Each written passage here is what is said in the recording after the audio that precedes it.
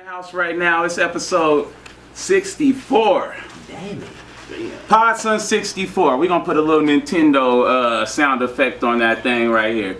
But we doing it real big this time around. You know I'm a 100% Arizona nigga to the heart. I was born in Phoenix. I bleed carne asada. I love the Cardinals, even though they only scored 20 points in 3 games, and I'm highly disappointed, but still go Bird gang, you know what I mean? So we got a real big Arizona episode today though.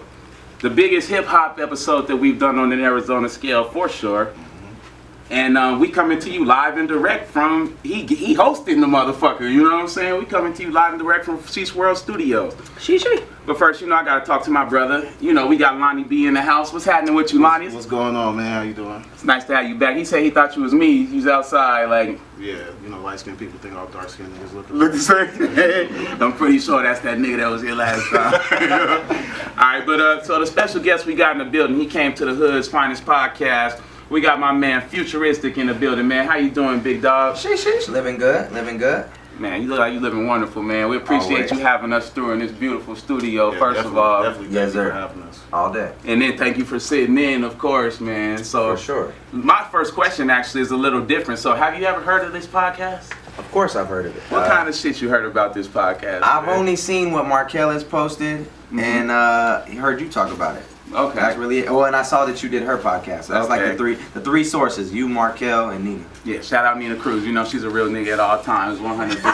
Yeah, sir. She's another one of Tempe's finest, but we ain't gonna give her too much plug.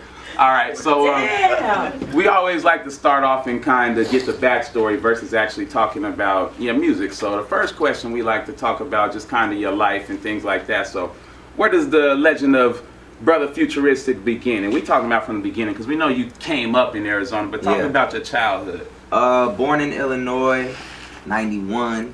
You know what I'm saying? I 91? Started rapping when I was 5. My dad's a DJ, bass player, drummer.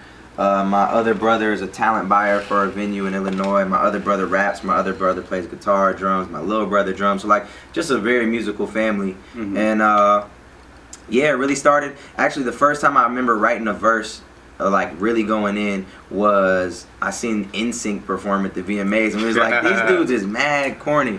We're way doper than them, and we walked downstairs and started writing verses, and that was like the first time I remember like me and my brother just wanted to be on TV and wanted to be on the VMAs. So That moment. That's that was the first time I really remember writing, but we was recording songs and I was selling mixtapes and literally like at 7, 8, 9 years old. Yeah. Bro, do you happen to remember the shit that y'all wrote when y'all went downstairs? Yeah. Can you give us some of it? I remember one of the first songs I did was a PYT remix with Michael Jackson. And I remember going to school like, I got this song with Michael Jackson. And all the kids was like, yeah, right. And I was like, watch. Put in my little mini disc, hit that motherfucker, and it just...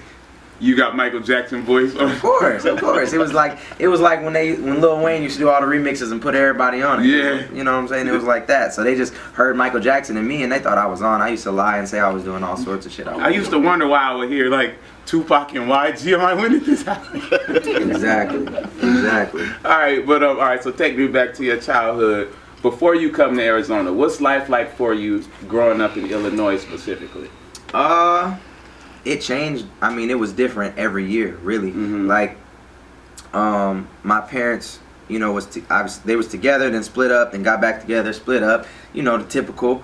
But when they really got divorced, I went from like we had a pretty dope spot. Like we had a 3-story crib, and was Shine moment. You know what I'm saying? We was living a good life. Was it a 3-story or a 2-story with a 2-story with a basement? Midwest shit.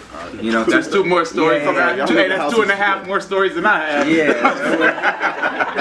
It was cool. And then when my parents split up, we moved, and it was like a predominantly white area. Mm-hmm. And then we moved, and we moved to the hood, like you ever seen the movie Hardball? Yes. Okay. When they closed down those projects, they moved all those kids to the same street that I lived on. Section when 8. I moved. So it was just like I went from only hearing the word, like the N-word used hella derogatory by white people and like beating the shit out of them, to like a dude coming up to me in the hallway like, "What's up, my nigga?" Yeah. And I was like, "Whoa." Yeah.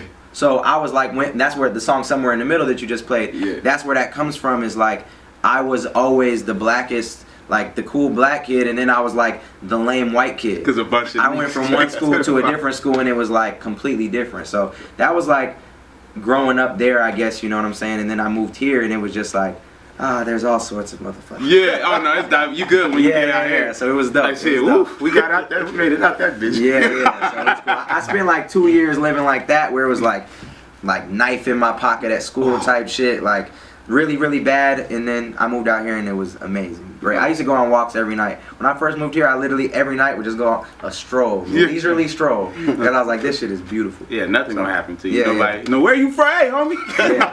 So it was lost homeboy. None of that. All right, so and actually, I got a different question that I didn't even have this question, but just because of what you said. So, what type of like when all these kids move to town, what type of shit do you start seeing that you wouldn't usually see, like fights on the street, all type of shit? Like, well, so like to put it in perspective, like if there's a list of like top 10 worst cities in America, and the town of Danville was one of the towns that was on that list. Like the girl that sat next to me in social studies class got murdered. We had I was on Facebook that like 4 kids from my 8th grade basketball team are dead. Damn. You know what I'm saying? Like it was like that. Okay, now that puts it in perspective. And so, and even me, like somebody tried to light me on fire before I even, like in the summer before I went to school, poured lighter fluid on my back, tried to light me on fire over my mongoose bike. 8 dudes tried to jump me over a mongoose bike. Y'all was just like kill my man's over a mongoose, champ. So yeah, it was just like, it was crazy. But like I said, I came from a town before that where I was fighting white kids for calling me the N-word type shit. Like that was my problem, my issue there. I've seen one of those stories. And then I moved over here, and it was just like, damn. Now I'm the kid that's they think I'm Mexican. You know what I'm saying? So you went from being like too black to not black enough. Yeah, exactly. So it was a little weird dynamic. And then when I moved out here, I was just like, this is tight. They thought you was Middle Eastern when you first came out here. They did. They thought I worked at State Farm. Real quick. I'm fucking dead. All right, so what type of, or actually you pretty much told us. I was going to say what type of shit was you get in trouble for in Illinois, but clearly having to fight people for because you was too black. I used to get in a lot of fights. A lot of fights. So you and I always, like, I was just taught to be my own person. Like my parents, so from a young age, my parents taught me like, if you don't agree with something, don't do it. So like I knew, obviously you're taught authority and you respect your parents and you respect your elders, but at the same time, if somebody, just because they're older than you, they might not be more knowledgeable than you and they might not know everything. So I was taught if somebody is doing some shit or saying some shit that I don't agree with, I don't have to listen. Yeah. So if a teacher tells me like, you can't go to the bathroom even if you got to piss, get your ass up and go to the bathroom. Yeah. Don't pee on yourself and embarrass yourself. So like, I used to get in a lot of trouble like that because I was, but my parents always told me too, whatever you did, you got to deal with the consequences. Yeah. So like there was times where I got in fights or I talked back to a teacher and I get suspended. And then like my mom would be like, was it worth it? I'd be like, yeah, she was wrong. Yeah. And she'd be like, what's the story? I'll tell her. She'd be like, all right, cool. And didn't you get expelled like at a young age? Yeah, I got expelled. This teacher, which he actually ended up getting fired for being racist. It was my last year at the white school or whatever. But so they owe you some reparation or something. Yeah, so he got fired for being racist, but I got expelled before that because he grabbed my arm and I pushed him. But that was like my 6th suspension of the year. My man fought a teacher, cuz. You know what I'm saying? So, interesting. That's gonna be the headline. My man fought the teacher. All right, so moving to Arizona. So you moved here, what, the sophomore year? Yep. All right, and I don't want to really touch too much on music, but what was it like the different high schoolers you were dealing with and just people you met on the streets? How did they kind of welcome you to Arizona, just meeting you? It was cool. Like so actually Arizona, if you don't know, is one of the worst educational states in the country. So we're like, I think, ranked like 48 out of 50 or some shit on education. So when I moved here, I was way ahead on classes. So I had like 2 TA periods my sophomore year. Like that's some senior shit. Like I had a lot of time on your hands. Yeah. So one of the things was any new kids that came to the school, I showed them around. But I was a new kid too. So it was cool for me because I got to like meet all these people, go into these different classes, mingle with teachers, walk kids around. So like I just met a lot of people and everybody was always different. It was like it might be a Middle Eastern person, it might be a black kid, it might be a white kid. It might, I never heard of a Mormon before, ever. And they showing up at your door. You know what I'm saying? So yeah, it was just like I met a lot of different people and just was like, this is dope. This is really cool. No, like obviously you get judged anywhere, but like here is a lot less than Illinois, a lot, bro. Sure. A lot fucking less. And my family from Florida pretty much tells me that when they come out, they like, nigga, you got to pass. You don't even realize it. Like, you know what I'm saying? It's wholeheartedly true. It's really cool out here. So yeah, my experiences with everybody was dope. Off jump. Like moved here and was just like right away. Didn't know nobody. Mm-hmm. It was dope. And then once they figure out they doing music, like are you the man in you went to McClintock, right? Yeah. Was you the man in McClintock? I was and I wasn't. Like I had to watch I like kind of raised my brother, so I was always watching him. So like I couldn't be out at parties and do all that stuff because I just didn't want to leave him home alone. But yeah, like like homecoming king, those types of things we did. Sean, man, what the hell? If you was homecoming king, you was the fucking man. Nigga, I wasn't on the ballot, nigga, and I thought I was the sixth man. I was pretty sure I was the nigga. I was the sixth man. I was the sixth man. Come off the bench, hit some threes. What the hell? If you the fucking you the nigga. All right, so now I got a funny question, and then if you got any questions for this particular part before we go into like the other segments, but did you have a high school sweetheart at McClintock? No.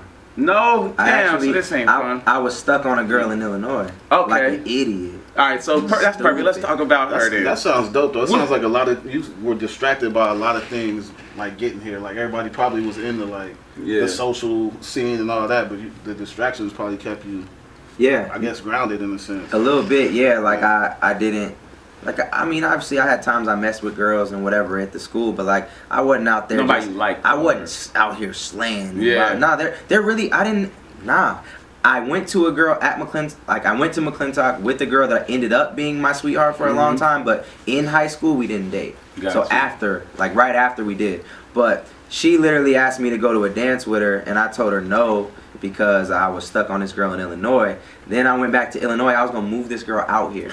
I went back to Illinois basically to get her, and went to this party, and people was acting mad funny, and I was like, so I just went up to one of the dudes. She got a new boyfriend. She didn't have a new boyfriend. She didn't have a new boyfriend, but she had hooked up with mad people. And one of the girls tried to warn me. She was like, "Yo, Christina is not for you. Trust me." And so I went to the party, and like the dude she told me that she was hooking up with was there, and so I was just man to man type, like, "Yo, just be real with me, like what's going on with her?" And he's like, "Bro, I hit, he hit," and I was like, shit, I probably would, but all right. And did you go to college after that, bro? I went to MCC for like a year. Okay. Yeah. You just ended up saying fuck it. Yeah, it was just like it was a distraction. It was a distraction. I wasn't getting a lot of money at that point. Like I had some songs that was doing a little bit, and then like I was just trying to do all these shows, and I was working a job because like my schedule would be like I go to school from 9 to 5. Then I would work from like 6 until 10, close, and then I go to the studio from like 11 till 2 in the morning. Shine on me. And then wake up and do it all over again. So it was just like, it wasn't healthy. And if you got to cut one, it's like, okay, I need money, I need my passion and school. I was just doing that to kind of please my mom, and it was like, Can you explain that schedule just one more time for like the people who think the shit might be easy? Yeah. So pretty much you was up from 9 in the morning till 3 a.m. every night. Yeah, because I was without driving shit. Yeah, I was recording and I didn't even have a car, so I was recording in Avondale, and I was driving. I had an apartment across the street from MCC because I couldn't drive, so I had the apartment. I had to work to pay for the apartment so I could walk to school,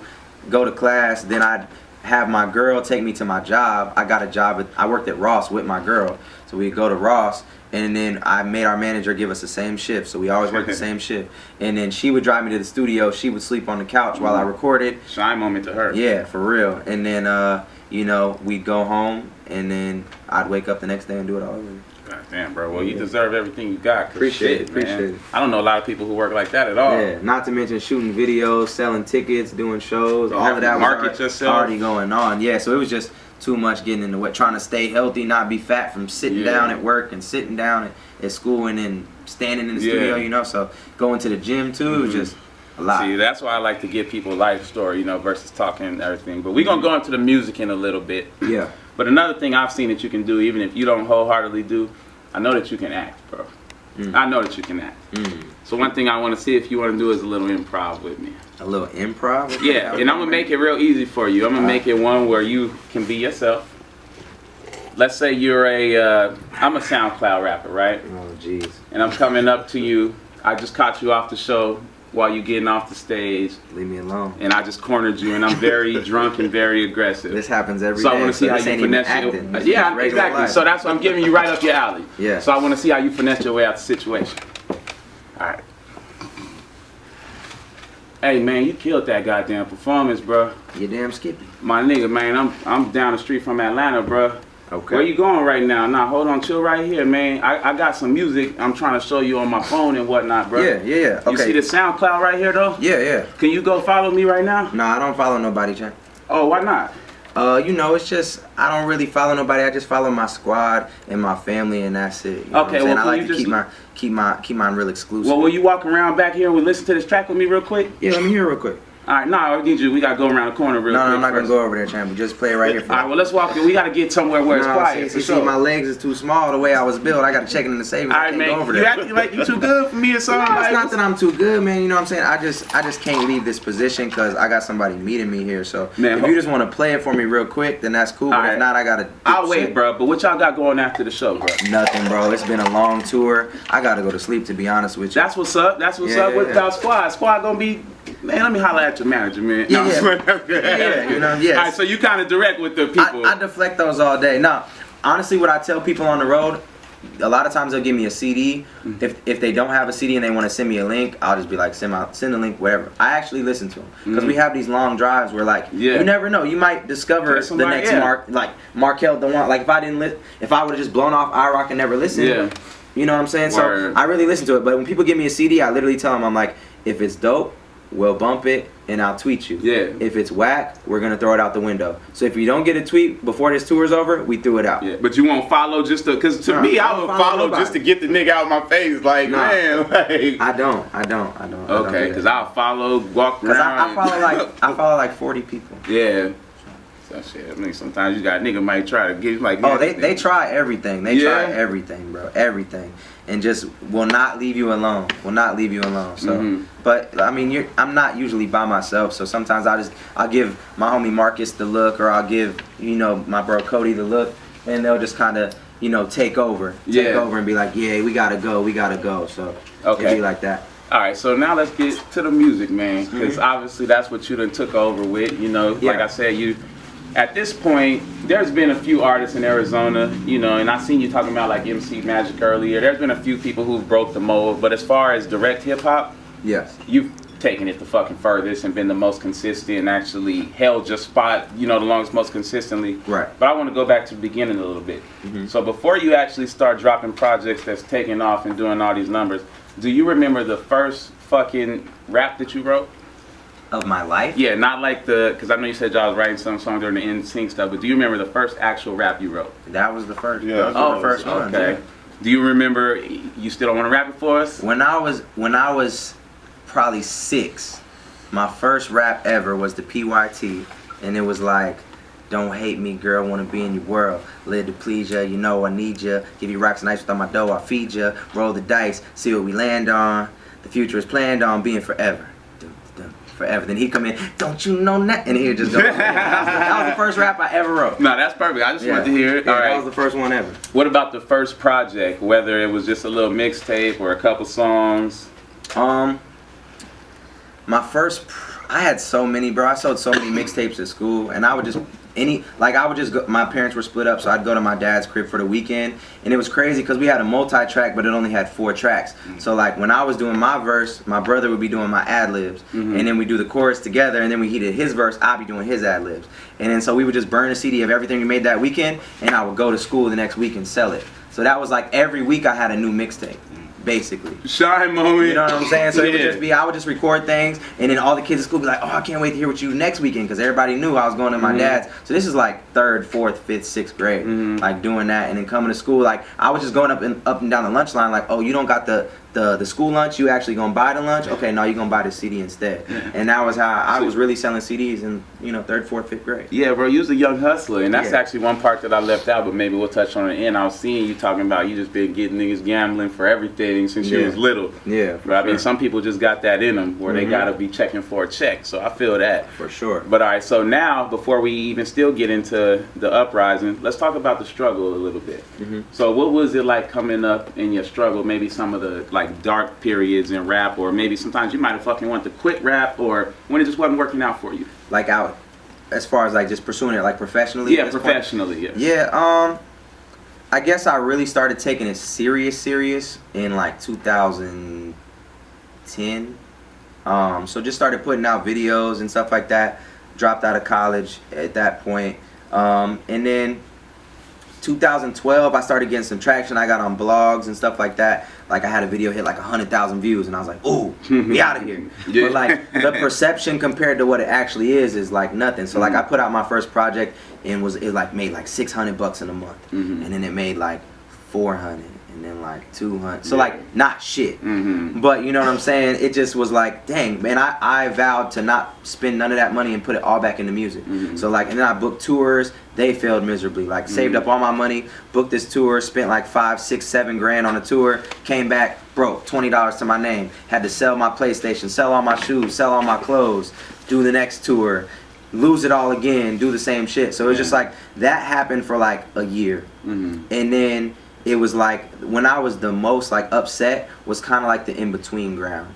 Was like, so I did that, and then finally like I was making like $1,000, $1,200 a month off iTunes, Spotify, all that. And then I was doing shows and stuff, and then I think in 2013 was my first sold out show out here, and I made like 10 grand in a night, and I was like, ooh shit. You know what I'm saying? So that was dope. But then I still wasn't being accepted by the people I wanted to be accepted by, and that was probably like, and I broke up with my girl because I thought I was too dope in the music shit.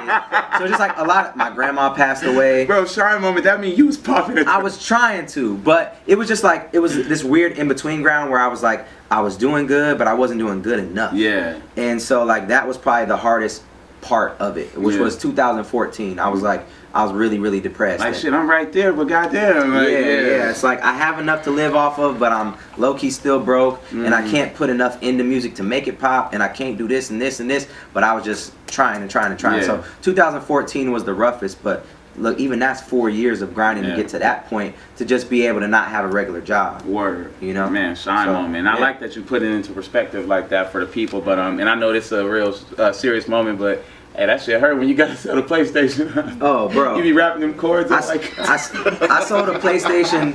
I sold my PlayStation 2 times and my Xbox. And go buy a new one every time. Niggas do that shit. And then when I came back, I was like, oh, the new 2K came out. I'm gonna just get a little used Xbox, play that. Yeah. But every time I was about to go on tour, I literally sold everything. Every time. I sold everything and to pay for my merch. And then I'd come back, and like I said, I'd usually be. I lost money on probably my first 5 tours. I've seen you say that. Talk about that. Like, how can you lose money on your tour for the people who don't understand that? You lose money on a tour because people don't understand, like, okay, you might have door deals. So some shows, like, okay, half the people through the door, you get money for 50% of the sales through the door. Or you might be guaranteed $500 or $800, so I had like 10 shows that were like that. So it's like, okay, either you're getting half the money or you're getting $500 to $800. Yeah. Then you gotta pay gas. You gotta get food. I bought a bunch of merch which didn't sell because nobody's at the show. Then you gotta get like I stayed with fans most of the time. Yeah. But like if you don't stay with fans, you gotta get a hotel. You know what I'm saying? You gotta at least help. You gotta pay for the other people on the tour. You gotta get their food because you drag them through this shit with you. Word. So it's like you go out there and you could lose so much money and come back with nothing. So yeah, but still knowing you got the wherewithal to keep it going. That's a shine moment there. And then everybody thinks that it's such, oh, you went on tour, you're killing. So then you got to try to keep up this perception like, oh, I'm killing, but you're not. You have $20 and you just had to sell your PlayStation, bro. You know, so that was like the 2013, 12, 11 going into that 14 where finally I had some money but wasn't where I wanted to be. But that's real, man. Can I just say that word wherewithal? I had never heard that before in my life. Oh yeah, man. Time I've heard Probably read that shit in Harry Potter. You know what I'm saying? That's the second time I've heard it in a week. That's the literature. First person to say it was Kanye. Ooh. Niggas might have made it. So you're gonna be crazy. Hey, I might have seen the same interview and just recited. Basically, you support Donald Trump, is what Nah, absolutely not. Slavery was not a choice, okay? Kanye? I'm Van Lathan, if anything. All right, but and shout out to Kanye, man. Him and Nick Cannon was beefing last week or some shit. So, yeah. Nick Cannon got cornrows and he recording diss videos now. He wears a turban. Yeah, and he's strong. He's strong. Trying out for that new Aladdin part. All right, let's leave Nick Cannon. So Arizona hip hop, bro, and specifically while you were coming up though, and like when you started kind of getting a little bit of real buzz, what was it like when they first found you on the scene versus when you started getting some buzz? It's like, just take us through it, like how people were dealing with it. And I mean like different rappers and musicians in the scene specifically. Well, originally I don't want to say there wasn't a scene. There was a scene, but it was like Willie North Pole, Juice, Judge, Hot Rod. and Hot Rod. Yeah. Those was the only 4 dudes I really ever heard about was those 4.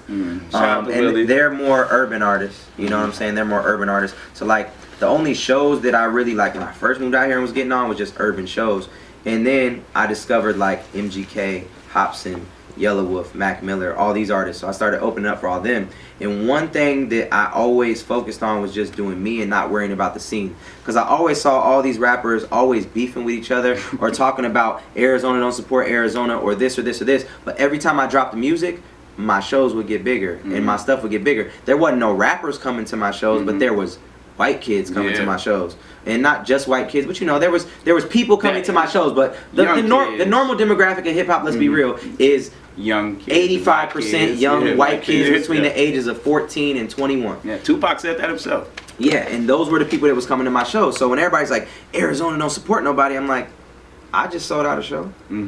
What, y'all wasn't there, but Arizona was there. Yeah. So it was just like one of those things where I never focused on making songs with people from here, beefing with nobody from here, worrying about what nobody else was doing, going to local showcases. I wanted to do my own shit. Because anytime I did a local showcase, all that happened was I got hated on. All that happened was it got shot up. All that happened was this dude wants to fight this dude. All that happened was, you know, your fans and my fans don't. It was just stupid. A lot of bad energy. It was just bad energy. Yeah. So why I'm all about good vibes and just being around like-minded people. So that is counterproductive to me. Yeah. So I did it like 3 or 4 of those, and I was like, this ain't for me, champ. I'm going over here, and that was it. So I didn't really focus on the scene. I just did my own shit. Yeah, So how did the, I don't know if it was like friction or whatever it was between you and Sincerely Collins, how did that come about? Didn't you give that a little bit of attention? Sincerely. For sure. Hey, Sincerely about to be back on here too, man. Telling me's trash. Nah. Nah. So Shout out. the thing with Sincerely is there's just history behind it. It was like your little brother turning on you type shit. Like, and he's probably older than me, so he's not my little brother, but I did shit for him like he was my brother. Yeah. Like on some like come out, you can stay at the crib shit, on some like bro, everything. Like everything is in the song. Like Bootleg Kev was his manager. When I met Bootleg was like, yo, Collins is whack as fuck. Don't ever play his shit ever again. And I was like, no, bro, he's not. Listen to him. Okay, now you're rocking with Bootleg. When I was out of town, I used to have him host my Prove It events, which were great looks. Which were 9 artists perform, you host, you're on stage all night. When I did big shows and brought in Dizzy Wright, Mark Battles, Lazy Bone, I let Collins open up. And he called me, there was twice he called me complaining about going first. You think you're gonna go second on a lineup with me, Dizzy Wright, Lazy Bone, and Mark Battles? No, the fuck you're not. So, and he's like, man, the line ain't even gonna be in, da-da-da. It's like, bro, there's gonna be 500 people inside by the time you go on. It was a sold out show at 850 people. So it's gonna be at least 500. No, he did it, but I had to convince him to do it. And after that, you know what I'm saying? Providing opportunity. So, no, this is still the point where, like, to put it in perspective, what I did with Devon Terrell, who blew up, who I did a collab album with, that was what I wanted to do with Collins. Gotcha. Like, that was supposed to be the thing. So when this Arizona vs. Everybody song came out, first of all, V the Ruler had publicly already talked about he don't fuck with me. And I already was doing an Arizona vs. Everybody song, not Arizona vs. Everybody, but like an Arizona theme song with my producer Action. So I told Collins and Bootleg, like, yo, I'm not gonna get on this because I already told Action I was gonna get on his. Plus V has publicly said he don't fuck with me. So why would I get on that? Then the song come out and he talking shit. It's like, not to mention, who shoots your videos? Jake shoots your videos, my roommate. The dude who, like, I came up with, who I went to high school with. Like, and that's the Buff Nerd dude. Shout out to him. How did you get on Team Backpack? All this shit. It's like, bro, I gave you a career. Like, 75% of your career is because of me. So when he says something about me on a song, I'm like, bro, die slow. Like, die slow. Straight up. Man, so much love to Collins still, but I like that you gave us the real backstory, you know, versus. That's it. That's all that there is to it. And like, it was just one of those things where it's like, it was so unnecessary and you thought you were so fucking dope. Okay, cool. Go swim by yourself. What are you doing? Now look at the careers. What the fuck are you doing? So that's it. I'm glad That's you. it. Y'all I have to ask because when Lonnie's starting shit. no, I gotta know because when we asked him about it, this was what over a year ago. No, you know what? Colin showed you love though when he. He has to. Yeah. He can't do nothing else. I felt like he downplayed it. Yeah. You know what I mean? But I appreciate. Yeah, we gonna move side of the story. But we gonna move in. We staying on Arizona hip hop for a second. So, what do you think about the scene now? And do you have any personal favorites? It's dope. The scene now, and Collins is a dope musician. Yeah. I'll give him.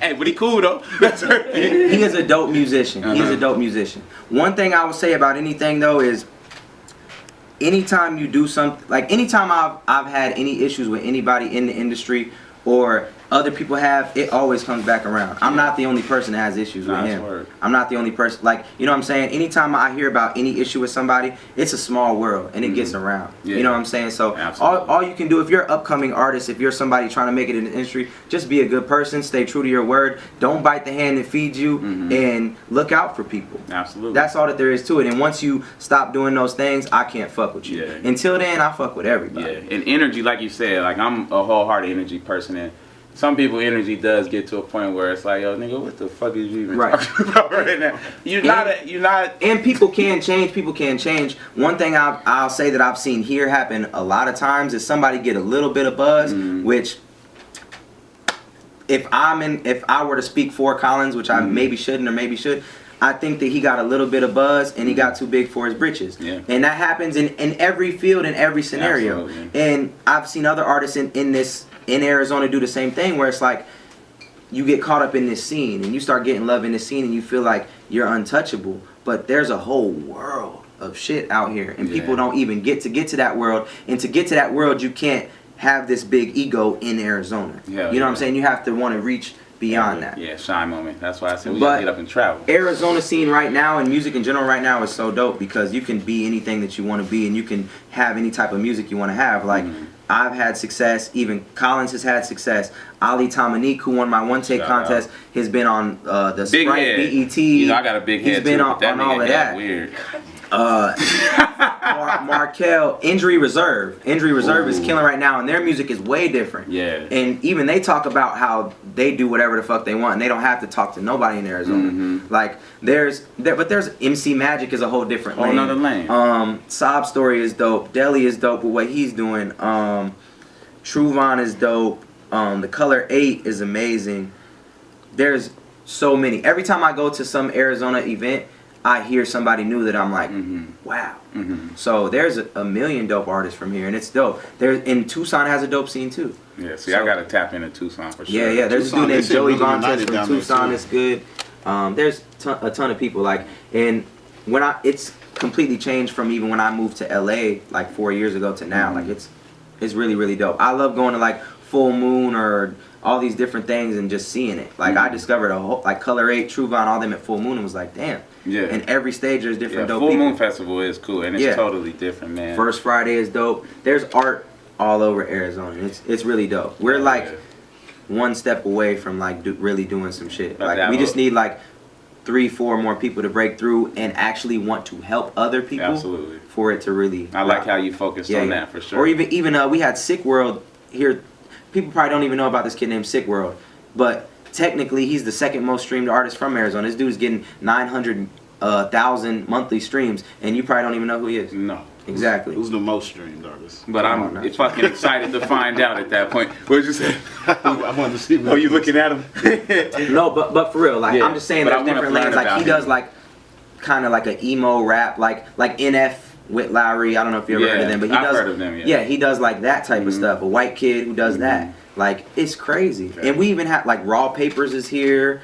Like the headquarters for Raw Papers, Molly Water is here. Okay. There's just so much. Hook me up with these folks. Yeah, there's just so much business here in Arizona and so much dope stuff going on that people literally have no clue about. Man, see, but no, that's why you got to be open minded. And all right, just a little bit more on music, because like I said, this is more to kind of get to know about you. But so your first real smash album was The Rise. Yeah, album. Yeah. All right, so when The Rise bust through, well, not even. We'll get to that later, but what was it like coming up with that album, and what was kind of your creative process? Honestly, I was just making music. Like I knew I wanted to put out another album, and I kind of like I really got in my zone on that album. Like before that, I kind of like did a little bit of everything, just trying to appease people. Like, oh, I'm gonna make this song for this type of person, this song for this type. And that album, I feel like I really just found my voice. And so I was just making the best music I had ever made. I didn't plan on even making an album per se. I was just making music. Yeah. And what was the what I was gonna ask? What was like the fallback? Like, I guess just around social media, internet, locally, when that album really just took off? Because I know that's around the time when all of the like stuff was going viral and everything, right? Yeah. What happened was I was on a tour. I had booked the tour for March, and then I dropped the Nerd Rap, and that's what changed my life, was the Nerd Rap. So it was like the first week of tour, and I was on the tour bus. We posted the Nerd Rap in the hotel, and by the time we got to the venue, it had 60,000 likes and like 60,000 shares. And my manager was like, yo, what the hell? This shit got 60,000 likes. And I was like, we eating steak tonight, baby. I was like, what? So, and then it was crazy because I was on tour, and each show, the numbers were just getting bigger and bigger and bigger and bigger and bigger. And it was my first headline tour, too. So it was like, the first show was like 100 people, and it was like, by the end of the tour, we doing like 400 people, 500 people. Wow. And it was just like all because of this thing, and everybody posted it. And like money-wise, like when I was talking about the last album, like, oh, it made $1,000. Like, The Rise made $60,000 the first week. Wait, so the movie they wrote about Kyle was kind of about your life? Nah. Kyle's the homie. It's when you were saying that, that's what I seen. But yeah. People ask me all the time if that movie was, but nah, definitely not. But yeah, something that went viral that just like took off. So all my other videos that were out, all of them were getting 100, 200, 300,000 views a day because of the Nerd Rap. And so it went from like I said, making $1,000 in a month to like literally first week $60,000, like change your life. Like I was living in LA at that point and was about to have to move back here out of not having sheer enough money. necessity. Yeah. And you got to stay. It was just like, whoa, and everything changed. So The Rise was like God given, man. Yeah, it was life changing. But I want to say too, everybody thinks that it's like an overnight thing. We just talked about really from the time I was 5 until that, and 5 years of taking it serious from 2010 to 2015 for that one viral moment to change everything. Just to even have the opportunity. Which a lot of people don't get. Like all that goes into it. Those 16, 17-hour days, those, working at Ross and being broke and selling your PlayStation to have that viral moment. Nah, selling the PlayStation's fucked up, man. Yeah. You gotta unhook the HDMI cord and they barely want to come out because they want to stay. Exactly. All right. Now talk about your next 2 albums, and you can kind of compile these, so we'll go. Actually, I got a question I want to ask before I ask about the albums. Me and him was watching some shit earlier right before you called. And you said something. You said Birdman walked in on the studio session. Talk to us about that. Was okay. The day you said you watched the interview when I'm in the pink hoodie, it was that day. It was that day. Yeah. Well, the night before. Bro, it was the craziest shit. So it's this producer who I think he's in a little bit of trouble right now. His name's Detail. He made the No Worries song. Yeah, he made the No Worries song for Wayne and all this shit. So he hits me up because his assistant is Obi Trice's brother. Some shit. They saw me at a festival and was like, we need to work. So they invite me to a studio session that's supposed to start at 6 o'clock at night. Doesn't start till like whatever time. Dude, bro, it was the craziest session. Dude leaves for an hour to have sex with a stripper. Comes back in and play, like, that's when I first get, like, I walk in and he like turns on a beat and then walks out and nobody says nothing. And I'm like, what's going on? Asking it, and nobody knows. Like, it's some weird shit. Like, super weird. Like, nobody will speak on his behalf. Nobody knows what he's doing. So you just start working on the song? Or this sound like the show I don't know if I'm supposed to write to the beat or not. The beat's just playing. The beat's just playing. And there's hella people in the studio and I'm just like, what is going on? Then he comes back. Then Birdman walks in. So they kick me out my own session. Meanwhile, like, he's FaceTiming Nicki Minaj, talking to Birdman, whatever. I'm in here talking to some girl who I'm pretty sure he just had sex with. in a whole other room, who's in like assless chaps in a motocross shirt. I'm in here talking to her. Then I get invited back into the studio. He puts on a beat. He's like, this is the one. The reason why I stalled was because you were supposed to do this. Meanwhile, also, there's a guy just braiding his hair while that's going on. So a guy's braiding his hair, and he don't even say nothing to the guy. The guy just walks in, and he's like asking him a question, and he's just like... So he starts braiding his hair. Then he puts on this beat. So I write to this beat. He's like, that's it. That's a hit. Yeah, that's it. I go in the other room. I record it. I come back out. That's it. That's a hit. That's it. Then he starts thinking. He's like, man, I gave this beat to Drake. I forgot. So at this point, I'm in there for like, I don't know how many hours. Hours. I'm in there for hours. You know what I'm saying? I'm in there for hours. And then, to top it all off, more shit happened in that time. We did like 2 other songs, which I still don't have. And then they tried to give the bill to me at the end of the studio session and make me pay, because we was at like, what was we at, Chalice? We was at like one of the best studios in LA. Like, I'm talking about like the whole wall is like platinum plaque. How much was the bill, my man? Bro, it was like $8,000, like $8,300 something dollars. I was there for a decent amount of time, but not a day. Yeah, $8 grand or something like that. And I was like, bro, we can't be doing this anyway. And I gotta go to this interview and whatever else. So it was just like, that was the day. Yeah. Did they get you how do we even get started on it? No, I didn't pay anything. So we was talking about Birdman walking in the session. Oh yeah, Birdman walking in on the session. Yeah, that story was fucking hilarious. For one, I think your man's at the door. But for 2, somebody needs to cartoon that. Yeah. Like take the whole fucking story. That was a crazy day. I had three sessions with Detail, and they all was similar to that. So did you speak to Birdman at any point? Yeah, I spoke to him. Nigga ain't have no respect on your name. What's up, youngin? It sound like that. That was it. He called you Odie? No, he called me youngin, and then he sat down, and I don't remember if I was writing or if Detail was playing what I had done or what.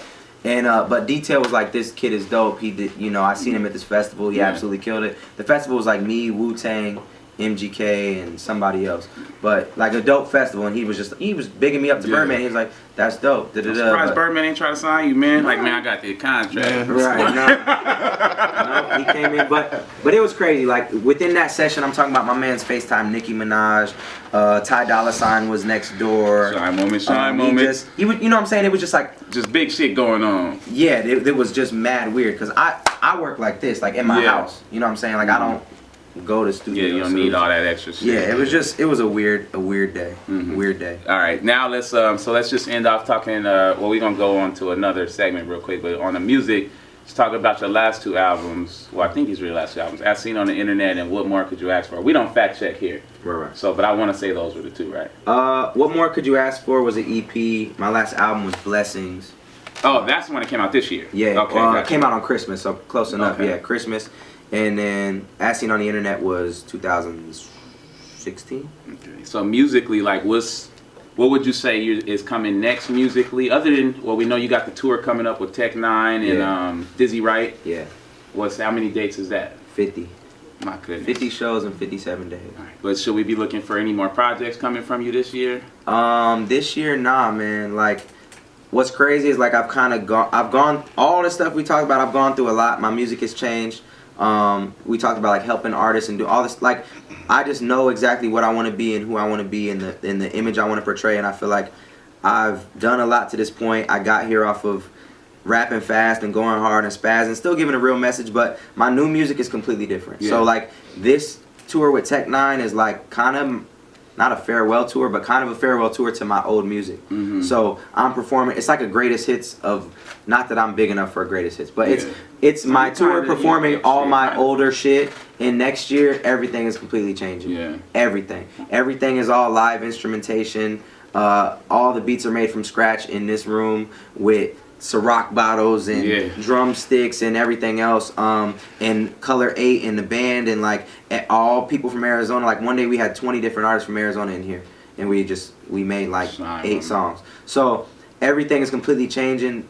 This tour is the last of it, and next year it's gonna be music that it's not even, honestly, it's not even rap. Yeah. I'm not even rapping. So you're gonna be doing like the old Jay-Z Unplugged shows almost, like where he had the whole band out there the whole time. Oh yeah. I have a band, and I'll be doing a lot of looping, where like I'm making a beat with a pencil, and then I might add in some vocal chops, and then I might add in sax, and then I might add in drums, and it turns into a whole production. So everything's completely changing.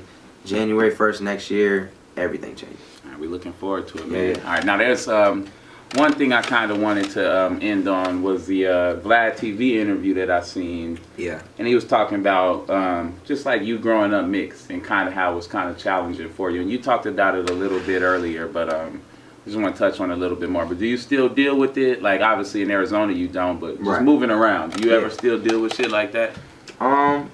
I mean, racism is always going to be alive. You know what I'm saying? Oh, of course. Racism is always going to be there. I don't really deal with it very often. It's just like an internal thing where like my switch is a little different just because of how I was raised and how I came up and like the disconnect between me and my white family and then, you know what I'm saying? The black family. Yeah, so it's just like I've just lived in two completely different worlds. So that's what the Vlad TV stuff is talking about. And like even this, I'm actually flying to Illinois this weekend to talk to my grandma for like I don't want to say the last time, but I'm going to Illinois to talk to my grandma. I've never really had a full conversation with the grandma I'm talking about. Yeah. So it's, you know, it's something that, I still deal with it, but it's not. Yeah, not much love to that though, man, and I hope that goes well for you, for real. For sure. All right, but what I do want to give the actual like in-depth story is the time you had to beat up the white kid for calling you the N-word. So like, how did there it was go a couple down? of those? Oh yeah. Yeah, there was. Give us one of them, man. Sure. Like, there was one in the lunchroom that was just a quick like, I don't even remember how it started. A lot of times it would happen over like, I just like white girls. So it would just happen over like that'll do it. Yeah, I'll talk to a white girl and a kid will say some slick shit and it's just like on site. So it was like once where I jumped over a lunchroom table and just beat the brakes off this kid. Then the whole reason why the N-word made me so mad, and this might even offend black people. The whole reason why the N-word made me mad was because my grandma is the person, my white grandma, who passed away at 97, was born in 1913, to put it in perspective. She was obviously raised racist. Her definition of the N-word was not me. She said, "You are not the N-word." Then she pointed to some people to me and said, "That is the N-word." Basically somebody that's ghetto, like how you would describe a white trash trailer park white person. We describe a ghetto ass black person. You know, we all have our stereotypes. That's the N-word. You're not. So the fact that I only heard it in a derogatory way and I felt like I wasn't that, anytime somebody called me that, I would just fume and just go off. So there was just multiple times where, you know, there was the one in the lunchroom. There was a kid I was playing basketball with and he did some, I don't remember exactly even how it happened, but I beat the shit out of him and it was like a switch, like blackout mad, like angry white boy mad. Like blackout, I don't remember nothing, like I'm just on top of a dude, like boom, boom, boom, like he gotta get stitches.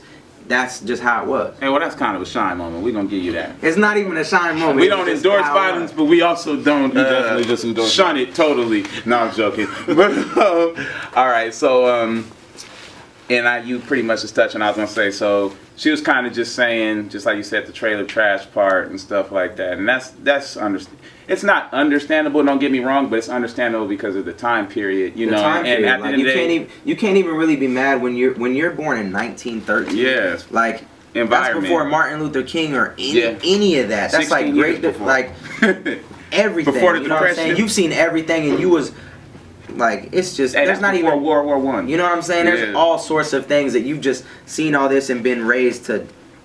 You're different than them. You're not supposed to be around them. You don't even drink out the same water fountains. You don't go to the same bathrooms. You don't eat at the same places. So having a black grandson, like she used to babysit me and not even tell anybody that I was her grandson. So that's just something that you can't even be mad at. And I know it would hurt a little bit, but it's funny because I look at, and I don't know your black side of the family, obviously, but I seen your pops, and he looks like a player. Oh, bro. Is he a player?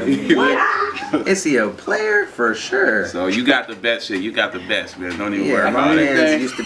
I think because of the complexion of Yeah, you dark. Yeah, you're not really that light complexion. skinned. Well, the thing is, if you're any sort of black, you're black. Period. Even when you fill out a Scantron test, if you are a light skinned dude, you are still putting black. Period. I'm raising everybody test scores. Off bat. I'm filling in black and going. You know what I'm saying? But it's like no matter what, you're classified as black if you're light skinned. Police call your ass black. Exactly. Shit. So yeah, for sure. If they don't know your music, you in trouble. If I mean, I'm 50-50, but if you had to put a percentage in the public eye, I'm for sure I'm a good 82, champ. Hey, when makes the police, smooth 85. makes the PD pull you over, do you be like, Oh, I'm motherfucking 110, you know what I'm saying? Y'all heard this song before.